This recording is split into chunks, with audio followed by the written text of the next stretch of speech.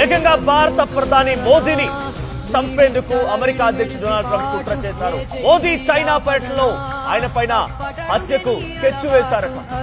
America central intelligence ఏజెన్సీకి సంబంధించినటువంటి agent US special officer terrace Jackson తో ఈ యొక్క ప్లాన్ జరిగిందట. బంగ్లాదేశ్ లో ముందుగానే మన పసిగట్టినటువంటి రష్యా అండ్ ఇండియన్ రా మరియు ఇంటెలిజెన్స్ అధికారులు టెర్రస్ జాక్సన్ ని హతమార్చినట్టు తెలుస్తోంది. ప్రధాని మోదీపై స్కెచ్ వేసింది టెర్రస్ జాక్సనే. టెర్రస్ జాక్సన్ మరణం తర్వాత మోదీ పుతిన్ ఇద్దరు కూడా కలిశారు. ఇద్దరి మధ్య చర్చ కూడా జరిగింది. రహస్యంగా ఓ కార్ లో కూర్చొని వారిద్దరు మాట్లాడుతున్నారు. కింద మీరు ఫోటోలో చూస్తున్నటువంటి ఆ విజువలే Shanghai cooperation organisation SCO China భేటీ తర్వాత ఈ ఇద్దరి మధ్య ఒక కార్ లో కూర్చొని సంభాషణ జరిగింది.